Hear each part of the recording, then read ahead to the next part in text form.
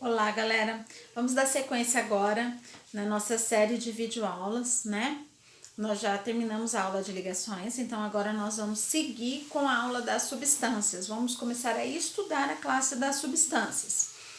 Então, nesse primeiro momento, vamos ver um quadro mental dessas substâncias para facilitar o entendimento delas. Nós já estudamos que o átomo é a unidade fundamental da matéria e fizemos o estudo desse átomo. Então, sabemos que toda matéria é formada por átomos.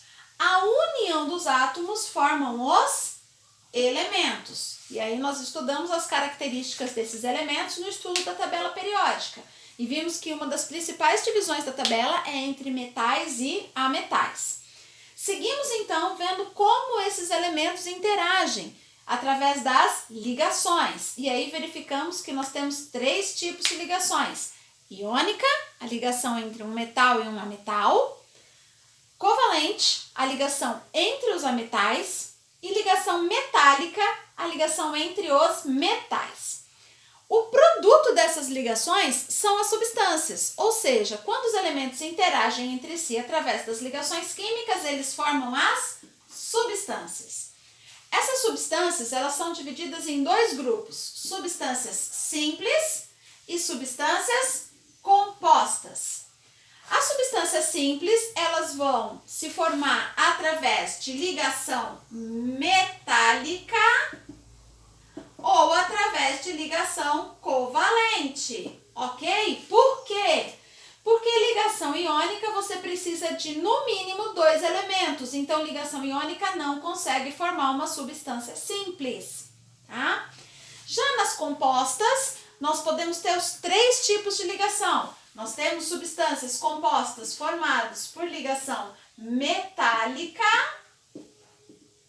substâncias compostas formadas por ligação covalente e substâncias compostas formadas por ligação iônica, tá? Então, vai aparecer os 3 tipos de ligações nas compostas. Essas compostas são divididas em 2 grandes grupos: as orgânicas e as inorgânicas, tá? Formadas principalmente por ligações covalentes e iônicas. As ligações compostas formadas por ligação metálicas, elas são as chamadas ligas metálicas que nós já estudamos, né? Quando vimos a ligação metálica. Então, nós não vamos nos prender muito a elas. Vamos estudar mais as orgânicas e as inorgânicas, que essas sim são de extrema importância para o ensino de química. Então, vamos começar? Primeiro, vamos estudar as substâncias simples. Vamos seguir aí com as substâncias simples. Então, olha lá. As substâncias simples, como nós já falamos, elas podem vir das ligações metálicas ou das ligações covalentes. Então, uma substância simples formada por uma ligação metálica, tá? Ela vai ser representada apenas pelo símbolo do elemento, porque na ligação metálica não é possível definir o número de átomos, né? A ligação metálica você não consegue definir exatamente quantos átomos tem. Então, você vai representar apenas pelo símbolo do elemento metal. Muitas vezes também pode aparecer o símbolo seguido do estado físico que aquele elemento se encontra, ou às vezes o 0 aqui, que é o NOx, o número de oxidação, que indica que ele não está na forma de íon, ele está na forma de metal. Só isso. Na covalente, você já vai conseguir definir o número de átomos, né? Veja lá, o hidrogênio, por exemplo, para ele se estabilizar, ele precisa compartilhar elétron com outro hidrogênio. Então, são no mínimo 2 átomos do elemento, tá? Mas isso não é uma regra. Na maioria dos casos, você vai colocar o número 2 aí para fazer a ligação covalente entre 2 átomos. Mas acontece um fenômeno nas substâncias simples covalentes que é a alotropia. O que é a alotropia? Substâncias simples diferentes, mas formadas pelo mesmo elemento, tá? Como é o caso aqui, ó, o mais clássico entre eles, do gás oxigênio e do gás ozônio. Gás, oxigênio e ozônio são substâncias simples do elemento oxigênio, mas eles têm arranjos diferentes. Por quê? 2 oxigênios, quando se estabilizam, o O faz uma ligação dupla com o outro O, e aí nós temos uma molécula diatômica, nós temos um arranjo linear, tá? Uma geometria linear. Já no ozônio, o que nós vamos ter? O O ligação dupla com outro O, mas como O é da família 6A, ele ainda tem 2 pares de elétrons livres, ele pode fazer uma coordenada com o terceiro O, e aí nós temos a presença de 3 pares eletrônicos, uma coordenada, uma dupla e um par de elétrons livres, formando então uma estrutura angular. Então veja, substâncias simples do mesmo elemento, mas que têm arranjos diferentes. Nesse caso, aquela substância mais comum, a que você encontra com maior facilidade na natureza, ela é considerada a padrão, e a outra o estado alotrópico. Então, no caso do oxigênio e do ozônio, o gás oxigênio é a substância simples padrão, ok? Isso vai ser bem importante quando a gente começar a fazer o estudo de termoquímica lá na frente. Outro caso bem clássico de alotropia é a do fósforo. Nós temos fósforo vermelho, fósforo branco e fósforo negro. No caso do fósforo, a padrão é o vermelho. O enxofre também, o enxofre rômbico e o monoclínico. O rômbico é o padrão. E no caso do carbono, o carbono ele pode formar 3 substâncias simples diferentes. Todas são formadas apenas por carbono, o que muda é o arranjo, que é o grafite, a diamante e o fulereno, tá?